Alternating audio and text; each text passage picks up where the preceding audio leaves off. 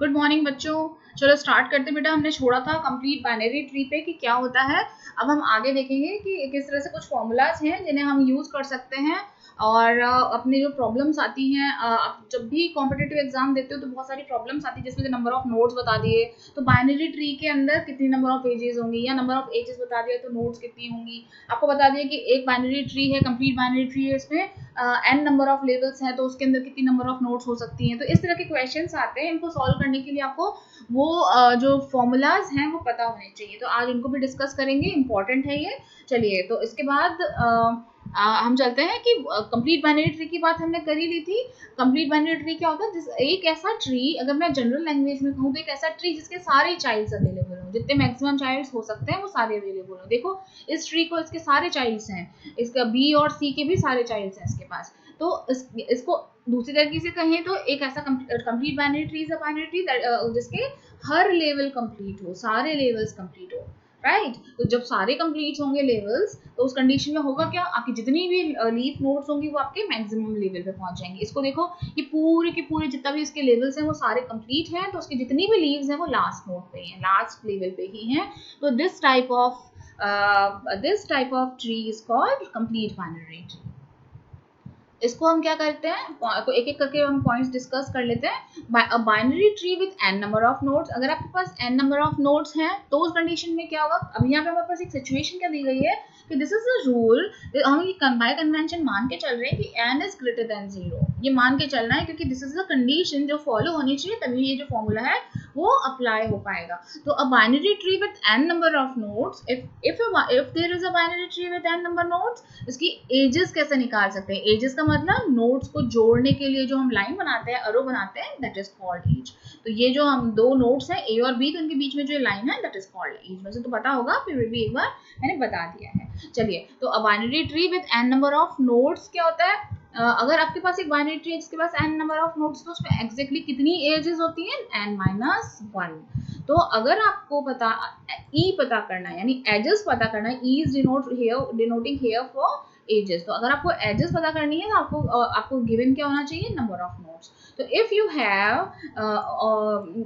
If you know what how much nodes are there in the given binary tree, तो आपके पास अगर n number of nodes given है तो आप पता कर सकते हो उसकी number of edges कैसे पता चलेंगे। एक कम होती है हमेशा, तो n minus 1।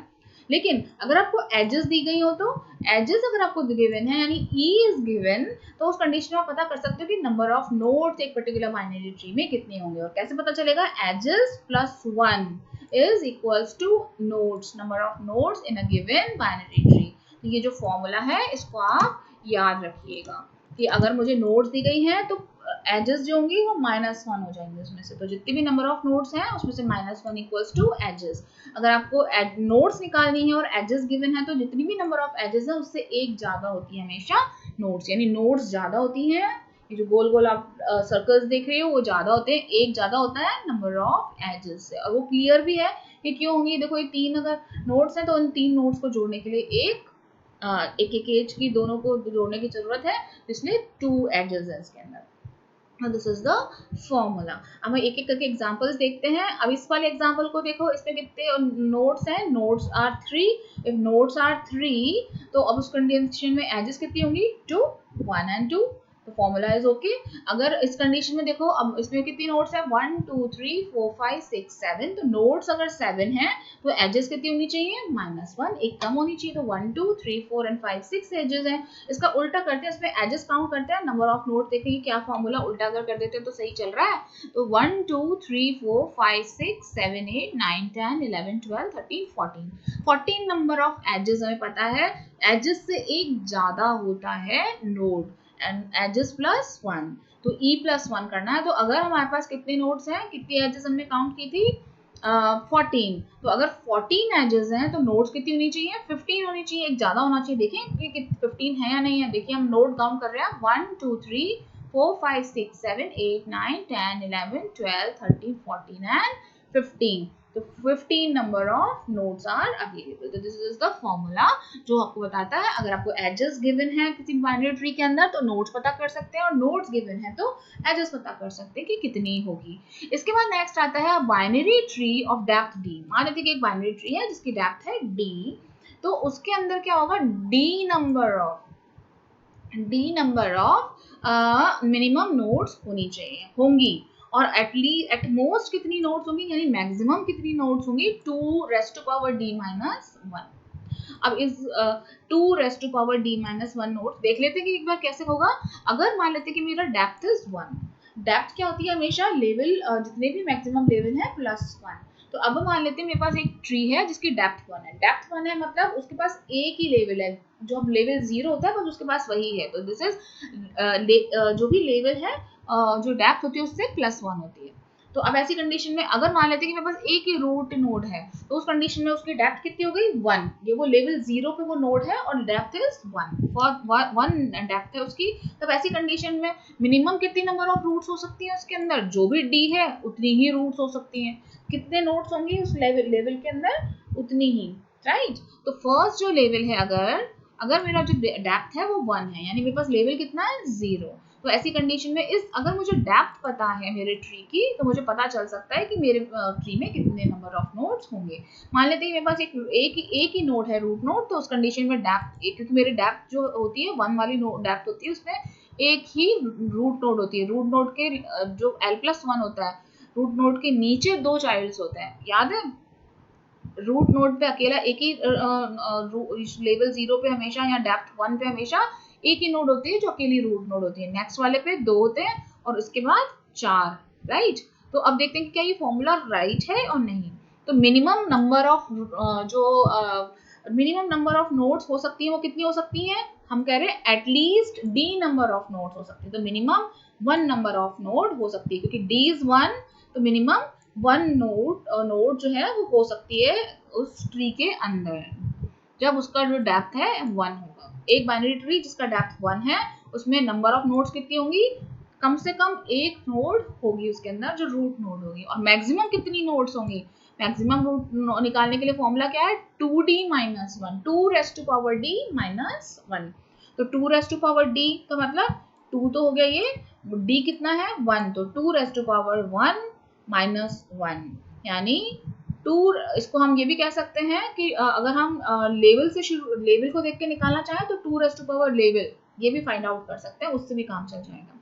चलिए, तो 2 रेस्ट टू पावर 1 का मतलब 2 ही हो गया, तो 2 रेस्ट टू पावर 1 मतलब 2 माइनस 1. तो कितनी नोड्स होंगी, मिनिमम नोड्स भी 1 होंगी और मैक्सिमम नोड भी 1 ही होगी. यानी एक ही नोड मिनिमम एंड मैक्सिमम, कम से कम एक नोड होनी चाहिए क्योंकि हमने हमारा रूल क्या कहता है कि कम से कम 0 से बड़ा होना चाहिए level, d should be greater than 1. तो उस कंडीशन के अंदर क्या होगा ग्रेटर देन 0, तो कम से कम d 1 होना चाहिए, तो कम से कम एक डेप्थ तो होनी चाहिए यानी रूट कम से कम होना चाहिए. और उस लेवल पे जिस पे रूट है उस पे मिनिमम एक ही नोड हो सकती है और मैक्सिमम भी एक ही नोड हो सकती है यानी उसमें और एक से ज़्यादा नोड्स नहीं हो सकती. और हमेशा यही होता है कि हमारी जो फर्स्ट लेवल होता है, जो पहला लेवल होता है रूट वाला, उसके अंदर एक ही नोड होती है, एक से ज़्यादा नोड रह ही नहीं सकती क्योंकि रूट हमेशा एक ही होती है किसी भी ट्री की. इसी तरह से अब मान लेते हैं कि डेप्थ इज 2. अगर डेप्थ इज 2 तो मिनिमम कितने नोड हो सकते हैं, मिनिमम जो नोड्स हो सकते हैं वो हो सकते हैं 2 और मैक्सिमम कितने हो सकते हैं 3. उस ट्री के अंदर जो बाइनरी ट्री है उसमें कितने मिनिमम नोड्स हो सकते हैं 2. जैसे अब ये मेरा बाइनरी ट्री है, मान लेते हैं कि मेरी जो बाइनरी ट्री है उसकी डेप्थ है 2, 1 एंड 2, तो ये मेरी डेप्थ हो गई 2. तो अगर मेरा इसको भूल जाओ कि ये g है भी, मैं इसको एक बार है ना इसको भूल जाइए कि g नहीं है मान लेते हैं, तो उस कंडीशन में आपके पास ये हो गई डेप्थ 2, 1 एंड 2. तो ये 2 डेप्थ का ट्री हो गया. अब क्योंकि ये 2 डेप्थ का ट्री है तो उस कंडीशन के अंदर कितनी मिनिमम नंबर ऑफ नोड्स कितनी हो सकती हैं 1 एंड 2. इस ट्री को बनाने के लिए कम से कम ये दोनों होने चाहिए. मैक्सिमम तो क्या होना चाहिए a और उसके दोनों चाइल्ड्स, ये हो सकते हैं इस डेप्थ के अंदर. यहाँ पे एक और c हो सकता था लेकिन हम कह रहे हैं कि मिनिमम कितने होने चाहिए. तो इस डेप्थ को बनाने के लिए कम से कम एक चाइल्ड तो होना ही चाहिए. अगर चाइल्ड होगा तब तो वही ये वाली डेप्थ होगी, अगर चाइल्ड को मैं को बी को भी हटा दूं तो क्या हो जाएगा, केवल ए रह जाएगा, तो डेप्थ बढ़ी नहीं। अगर मेरे पास ए फर्स्ट डेप्थ पे ए है तो सेकंड डेप्थ को लेने के लिए कम से कम एक चाइल्ड होना चाहिए, तभी मेरी ये नेक्स्ट वाला डेप्थ बनेगा। तो अब इस डेप्थ को बनाने के लिए तो मिनिमम आपके ट्री के अंदर कितनी नोड्स होंगी, 2, एक ए और एक बी। तो आपके पास ये मिनिमम डेप्थ के लिए ए एंड बी इस तरह से दो कम से कम नोड्स होनी चाहिए, एक चाइल्ड और एक रूट और एक उसका चाइल्ड। और इसी तरह से मैक्सिमम कितने हो सकते हैं, अब इसको अगर मैं लेवल को देखूंगी इसमें मैक्सिमम कितने हो सकते हैं, आपको दिख रहा है अगर मैं इस मैक्सिमम इस वाले ट्री के अंदर अगर मेरे पास ये होता पूरा फील्ड होता मान लेते हैं, तो क्या हो सकता था, ए होता रूट और उसके दो चाइल्ड्स होते, ये लेवल तब पूरा भर जाता, पूरी डेप्थ भर जाती। तो ऐसी कंडीशन में मैक्सिमम कितनी नंबर ऑफ नोड्स हो सकती है एक बाइनरी ट्री में जिसकी डेप्थ 2 हो। तो अगर एक बाइनरी ट्री है जिसकी डेप्थ 2 हो तो उसके अंदर कितनी मैक्सिमम नंबर ऑफ नोड्स हो सकती है, 2 raise to power 2 minus 1। 2 raise to power 2 मतलब 4 माइनस 1 यानी कि 3। 4 माइनस 1 इक्वल्स टू 3। एक रूट नोड होगी और दो उसके चाइल्ड्स होंगे, राइट। तो टोटल नंबर ऑफ नोड्स उस ट्री के अंदर कितनी हो जाएंगी, 3। और देखो होता भी यही है कि फर्स्ट लेवल पे 1 रूट नोड होती है और फिर उसके दो चाइल्ड्स होते हैं, ये वाली डेप्थ 1 एंड डेप्थ 2। लेवल तो 0 1 2 चलता है लेकिन डेप्थ 1 है और ये डेप्थ 2 है। तो सेकंड डेप्थ पे जो 2 अगर डेप्थ का अगर ट्री है, बाइनरी ट्री है, तो उसके अंदर maximum number of nodes will be 3 only, right. अब इस तरह से अगर मैं कहूँ कि डेप्थ 3 मतलब ये आपका डेप्थ 3 है, डेप्थ 1 डेप्थ 2 एंड डेप्थ 3। देखो कंफ्यूज मत होना लेवल से, ये लेवल 1 ये लेवल 2 और ये level 3, level 0 1 2।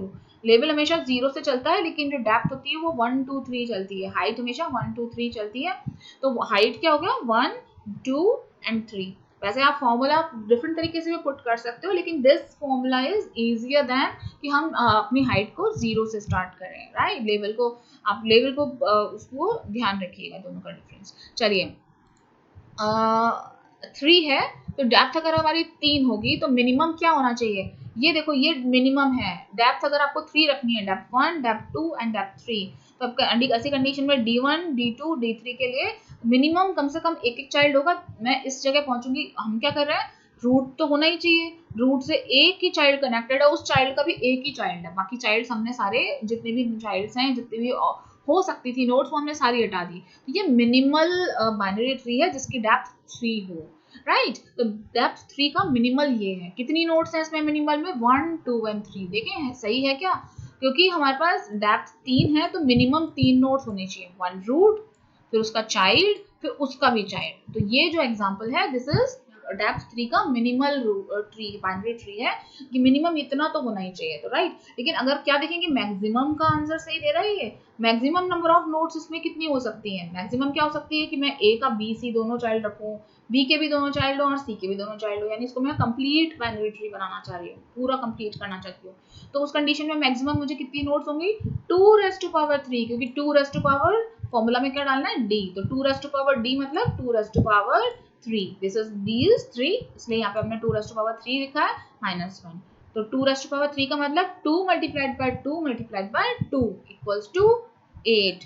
8 minus 1 equals to 7, यानी मैक्सिमम आपके इस ट्री के अंदर कितनी नोड्स हो सकती हैं, 7। ये देखो ये मेरा ट्री है जो कंप्लीट बाइनरी ट्री है, डेप्थ जो है वो 3 है और मैक्सिमम कितनी नोड्स हैं, 1 2 3 4 5 6 7। तो 7 नंबर ऑफ नोड्स आपके डेप्थ 3 पे हो सकती है ना बाइनरी ट्री। इसी तरह से आगे क्या फॉर्मूला कहता है, if a binary tree contains n node eight l level, अगर एक पर्टिकुलर लेवल को देखा जाए और उस पे l नंबर ऑफ नोड्स हैं, n नंबर ऑफ नोड्स हैं, तो नेक्स्ट लेवल पे कितनी नोड्स होंगी, नेक्स्ट का मतलब l+1 लेवल का मतलब क्या है यहाँ पे, नेक्स्ट लेवल। तो if a binary tree contains n node eight the level L, then it can contain at most यानी maximum 2n nodes at l+1 level। हम क्या कह रहे हैं कि अगर एक लेवल पे इस फर्स्ट L0 लेवल पे फर्स्ट लेवल पे हमारी अगर n नंबर ऑफ नोड्स हैं तो नेक्स्ट लेवल पे मैक्सिमम नोड्स कितनी हो सकती हैं, क्योंकि हमको मैक्सिमम देखना है तो हम कंप्लीट बाइनरी ट्री का एग्जांपल ले लेते हैं। अगर हमारे पास फर्स्ट लेवल पे n नोड्स हैं, यानी फर्स्ट लेवल पे कितनी नोड्स हैं, n इक्वल्स टू 1, तो सेकंड पे कितनी हो सकती है, 2 मल्टीप्लाइड बाय 1। यहाँ पे 1 है तो इसमें कितनी होंगी, 2 multiplied by 1, 2 multiplied 1 equals to 2, यानी इसमें कितनी नोड्स हो सकती हैं, 2। इफ हमारे इस वाले लेवल पे 2 नोड्स हैं तो नेक्स्ट लेवल पे कितनी होंगी, कितनी होंगी 2 मल्टीप्लाइड बाय क्या है फॉर्मूला, n।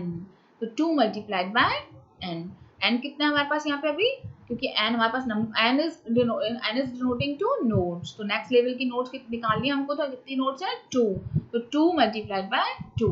इसी तरह से इसको अगर हम आगे एक्सटेंड करते हैं, तो अब इस लेवल पे हमारे पास मान ये वाली लेवल है ये, तो इस वाले लेवल पे कितनी नोड्स है 4, तो 4 के बाद नेक्स्ट लेवल पे कितनी होंगी 4 मल्टीप्लाइड बाय 2। और इसको ऑब्वियस समझिए कि अगर आप कोई कंप्लीट बाइनरी ट्री बना रहे हैं तो हर लेवल पे जितनी नोड्स है उनके चाइल्ड दो दो होंगे, तो मल्टीप्लाइड बाय 2, राइट। इस लेवल पे अगर इस लेवल पे अगर फर्स्ट लेवल पे एक ही नोड है तो नेक्स्ट लेवल पे उसके डबल होंगी, ऑब्वियसली 2 मल्टीप्लाई हो जाएगा उसके साथ, क्योंकि बाइनरी ट्री है और उसके दो नोड्स हो सकती हैं, दो चाइल्ड नोड्स हो सकती हैं।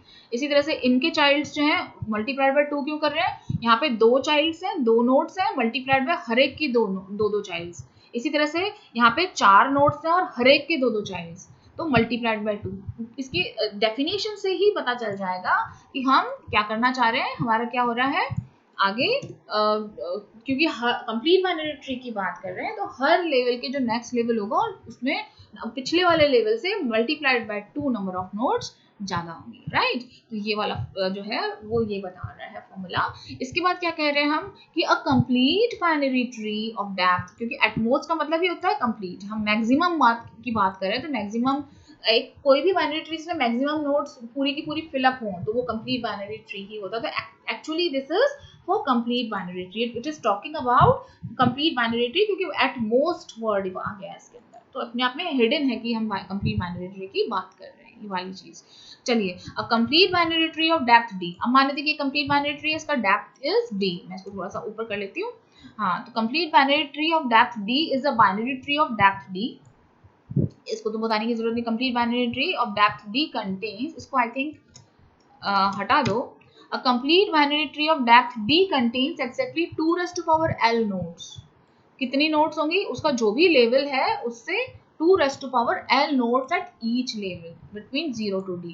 जितने भी नंबर ऑफ डेप्थ्स हैं उसमें हर एक लेवल को अगर आप देखोगे तो उसमें क्या होगा, ये डेप्थ 1 2 3, हर डेप्थ पे जितने भी लेवल्स हैं, ये लेवल 0 0 1 एंड 2, क्योंकि लेवल हमेशा 0 से स्टार्ट होता है, तो 2 raised to power l number of nodes उस लेवल पे होंगी। अगर आप इस ट्री को देखते हैं तो अब इस कंडीशन में कंप्लीट बाइनरी ट्री है, तो ये तो कंप्लीट नहीं है, लेकिन ये वाला ट्री जो है हमारा कंप्लीट बाइनरी ट्री है, तो इसको एग्जांपल देखते हैं, क्योंकि हमारे कंप्लीट बाइनरी ट्री की बात कर रहे हैं, मैक्सिमम कितनी नोड्स हो सकती हैं उसकी बात कर रहे हैं, तो हम कंप्लीट बाइनरी ट्री में देखेंगे। तो अब देखो क्या होता है, लेवल 0, अगर लेवल 0 की बात करें तो उसमें कितने नोड्स एग्जैक्टली हो सकती हैं, लेवल 0 में कितनी नोड्स हो सकती हैं, देखने में तो वैसे ही पता चल रहा है एक हो सकती है, लेकिन क्या एक हो सकता है, इसमें फॉर्मूला सही है, तो अब देखो लेवल इक्वल्स टू है 0, सो देन उस कंडीशन में इक्वल्स टू लगाना भूल गई मैं, तो लेवल इज 0, तो 2 raise to power l formula क्या कहता है, उसको अगर हम लगाते हैं तो l कितना है यहाँ पे 1, तो 2 raise to power 1, 2 raise to power 1 equals to 2, right. Okay, sorry, it is 0, it is 0, तो 2 raised to power 0 equals to 1, right। तो इस कंडीशन में क्योंकि L तो 0 से स्टार्ट होता है, तो 2 raised to power 0 हो जाएगा, और 2 raised to power 0 की वैल्यू हमेशा क्या होती है 1।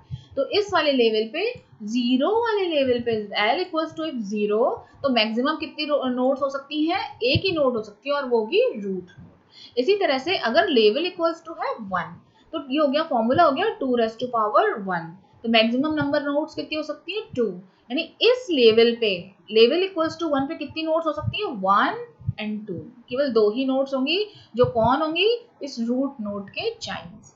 अब जो नेक्स्ट लेवल आएगा उसमें किसके चाइल्ड्स आएंगे, बी और सी के चाइल्ड्स आएंगे, क्योंकि दो नोड्स हैं इस पे, तो इस पे कितनी होंगी 4 नोड्स।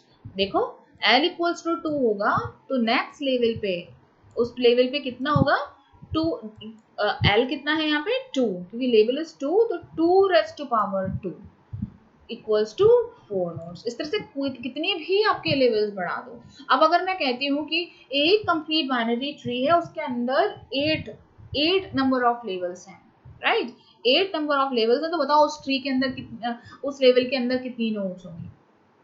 अब उस कंडीशन के अंदर आपको क्या करना है, आपको 8 लेवल्स हैं, आपको पता है कि 8th लेवल पे कितनी नोड्स होंगी, एक कंप्लीट बाइनरी ट्री के 8th लेवल पे कितनी नोड्स होंगी कैसे पता चलेगा, 2 रेस्ट टू पावर 8, जो भी आंसर आएगा उतनी नोड्स उस 8th लेवल पे होंगी। अगर मैं ये कहूँ कि इस क्वेश्चन को थोड़ा सा डिफरेंट कर देते हैं कि एक कंप्लीट बाइनरी ट्री है और उसके अंदर जो लेवल्स हैं 8 लेवल्स हैं, तो आप बताओ कि कितनी नंबर ऑफ नोड्स होंगी। ये आपका असाइनमेंट है, इसको आप करिएगा कि एक कंप्लीट बाइनरी ट्री गिवन है और उसके अंदर 8 नंबर ऑफ लेवल्स हैं, तो आप बताओ कि इसमें टोटल नंबर ऑफ नोड्स कितनी है। जरा कैलकुलेट कीजिएगा और मुझे क्लासरूम में पोस्ट करके बताइएगा, राइट।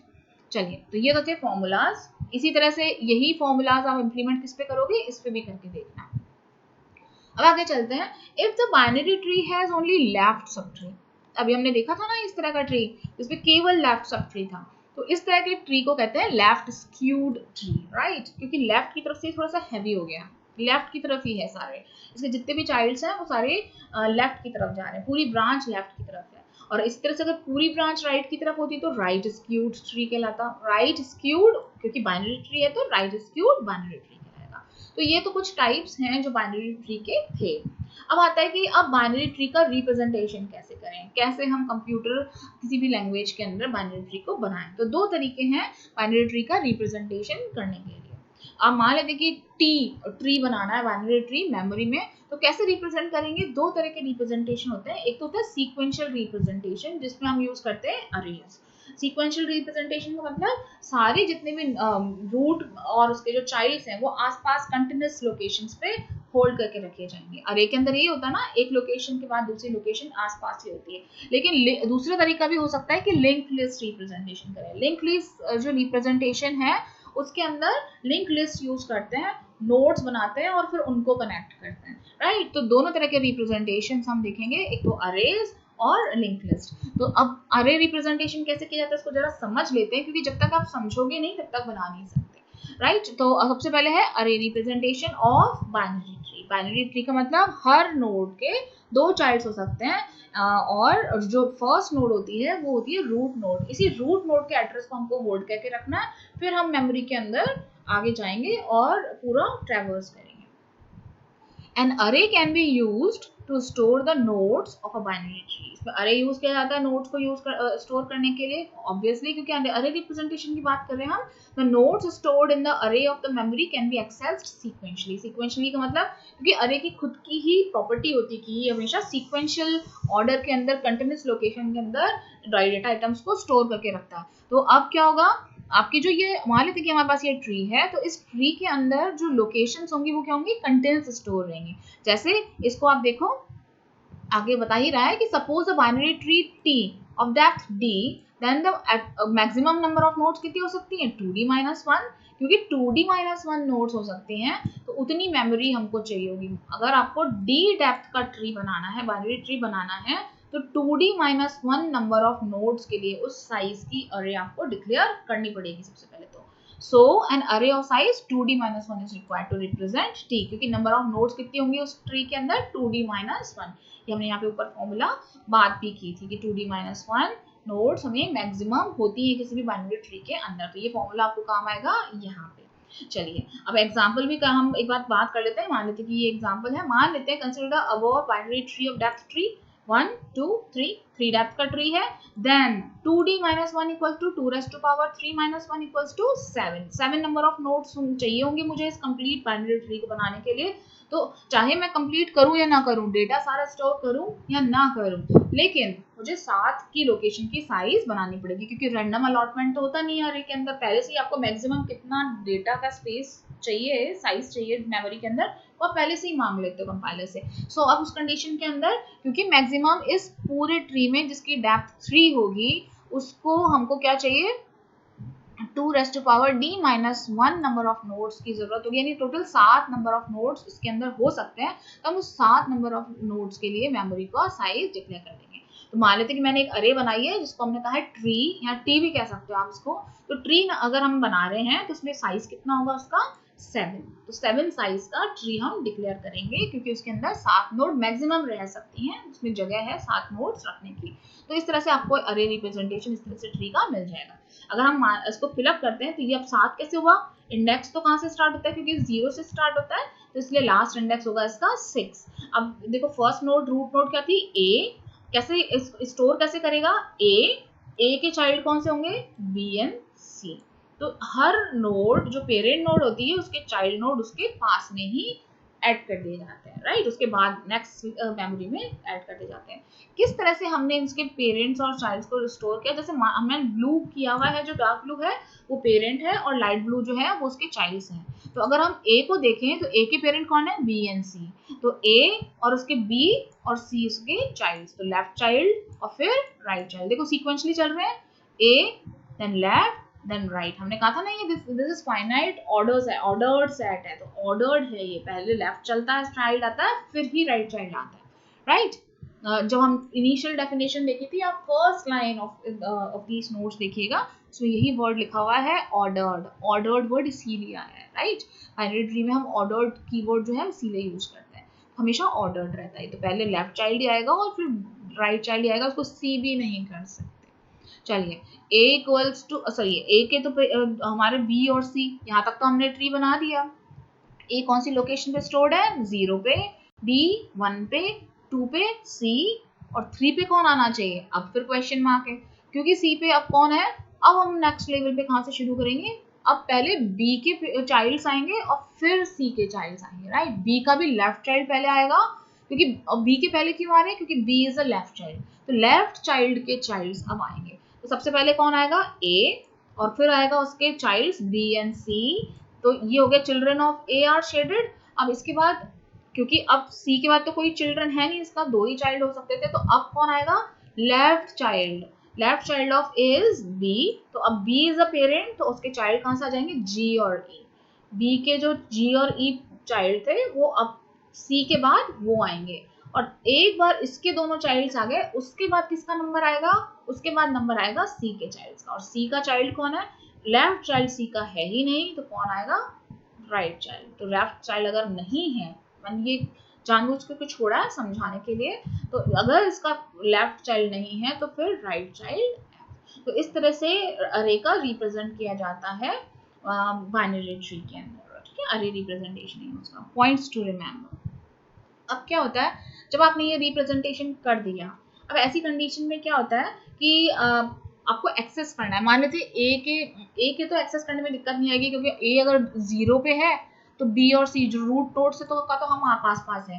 लेकिन अब मैं सी की बात करूं तो सी के चाइल्ड तो बहुत दूर है, मैं चाहूंगी सी का राइट चाइल्ड मुझे देखना है, या मैं कहूँ कि मैं बी का लेफ्ट चाइल्ड देखना चाहती हूँ, तो अब इसको मैं डायरेक्टली एक्सेस नहीं कर सकती, क्योंकि मुझे कैलकुलेशंस करनी पड़ेंगी, कुछ फॉर्मूलाज लगाने पड़ेंगे जिससे मुझे पता चले।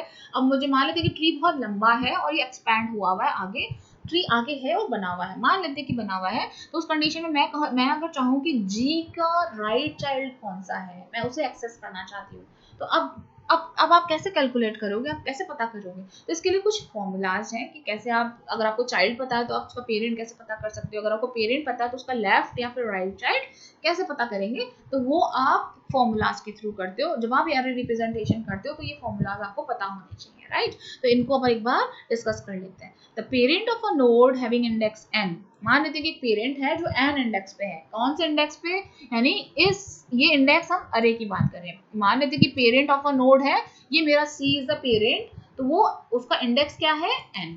तो ये i इंडेक्स जो है c किस इंडेक्स पे है, 2 पे, राइट। तो हम कह रहे हैं कि a parent of a node having index n can be obtained by and formula। एक नोड है जिसका जो c है, मान लेते c है तो इंडेक्स क्या हो गया 2, तो उसका पेरेंट कौन होगा, ठीक है, उसका पेरेंट पता करना है। तो उसको कैसे पता करेंगे, अ पेरेंट, राइट। तो हम नोड के पेरेंट को पता करें, यानी चाइल्ड के पेरेंट को पता करना चाह रहे हैं, तो a parent of a node having index n can be obtained by the formula. Parent कैसे पता करेंगे, parent equals to n minus 1, जो चाइल्ड है उसका इंडेक्स -1 डिवाइडेड बाय 2, ये फॉर्मूला है, राइट। इसको एक्सप्लेन मैंने डायरेक्टली कर दिया, ये तो शॉर्टकट फॉर्मूला है, लेकिन एक्चुअली फॉर्मूला क्या कह रहा है, पेरेंट इक्वल्स टू जो भी आपका चाइल्ड का इंडेक्स है, पता क्या होना चाहिए हमें, ये पता होना चाहिए, पता हम ये करने वाले हैं, हम पेरेंट का पता कर रहे हैं तब जब मुझे चाइल्ड का इंडेक्स पता है, right. N is the index of the child.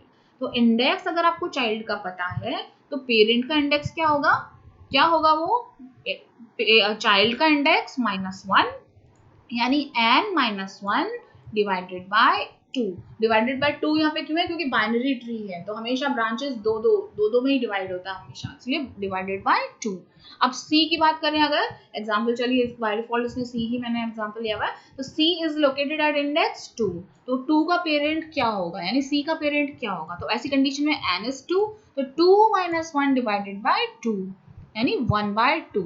यही आया ना आंसर कि 1/2, क्योंकि n जो है मेरा C जो है वो उसका इंडेक्स है 2, तो 2 - 1 डिवाइडेड बाय 2 हो जाएगा इस फॉर्मूला में अगर वैल्यू पुट करते हैं तो और वो आता है 0.5। अब 0.5 तो हो नहीं सकता, तो हम उसको क्या करेंगे, इंटीजर में कंप्लीट चेंज कर देंगे, कन्वर्ट कर देंगे, और इस कंडीशन में क्या होगा, एब्सोल्यूट वैल्यू अब उसमें निकाल लेते हैं अपन, एब्सोल्यूट कर देंगे और साथ ही साथ हम क्या करेंगे, इसको फ्लोर पे ले आएंगे, तो उस कंडीशन में इसका इंटीजर वैल्यू क्या होगी, 0।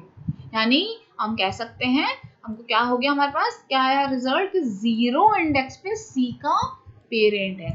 कौन है C पे 0 इंडेक्स पे, A। So A is the parent of C, जो कि 2 इंडेक्स पे था।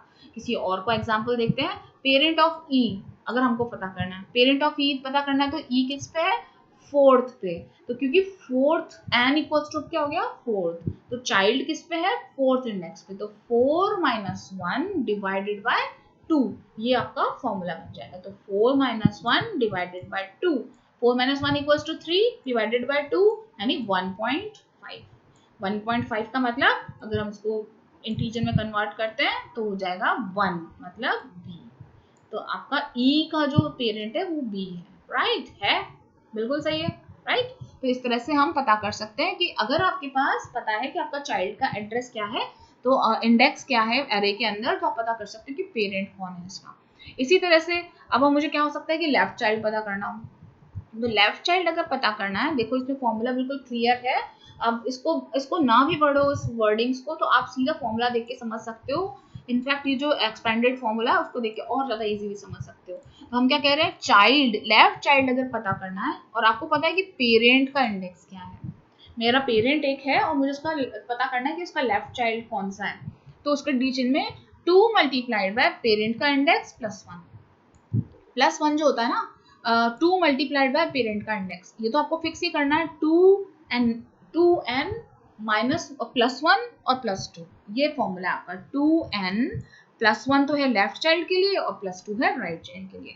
क्यों, क्योंकि हमारा बाइनरी ट्री है, तो 2 मल्टीप्लाइड बाय पेरेंट का इंडेक्स +1 आपके लेफ्ट चाइल्ड को बताएगा। जैसे B का लेफ्ट चाइल्ड मुझे पता करना है, तो B का इंडेक्स क्या है, B का इंडेक्स है 1, क्योंकि 0 पे A था तो 1 पे B होगा, राइट। तो 2 multiplied by index of B +1 उसका लेफ्ट चाइल्ड बताएगा। B का लेफ्ट चाइल्ड मतलब 2 multiplied by index of B +1 equals to 2 multiplied by B का इंडेक्स है 1 + 1, 2 multiplied by 1 equals to 3, 2 multiplied by 1 equals to 2 + 1 equals to 3, यानी जो third index पे जो भी होगा वो उसका लेफ्ट चाइल्ड होगा।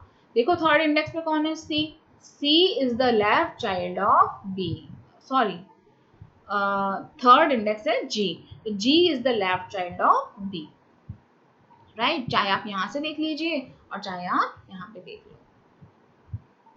इसी तरह से राइट चाइल्ड के लिए क्या होगा फॉर्मूला, 2 मल्टीप्लाइड बाय n + 2, तो उस कंडीशन में आप राइट चाइल्ड निकालोगे। जैसे C का राइट चाइल्ड निकालना है तो 2 मल्टीप्लाइड बाय C का इंडेक्स क्या है 2, तो 2 मल्टीप्लाइड बाय 2 + 2, 2 क्यों कर रहे हैं, क्योंकि हम राइट चाइल्ड निकालेंगे तो +2 करेंगे और अगर लेफ्ट चाइल्ड निकालना होता तो +1 करते हैं, तो 2⁻² + 2, तो करते ही आ जाएगा 6, तो 6th इंडेक्स पे आपका C का चाइल्ड है। 6th इंडेक्स पे क्या है देखें, F is right child of C, clear. तो ये फॉर्मूलाज हैं जिनको हम यूज करेंगे जब हम अरेज यूज करेंगे, जब अरे के थ्रू रिप्रेजेंटेशन किया जाता है, तो जब चाइल्ड्स को एक्सेस करते हैं तो वो इसी तरह से करते हैं।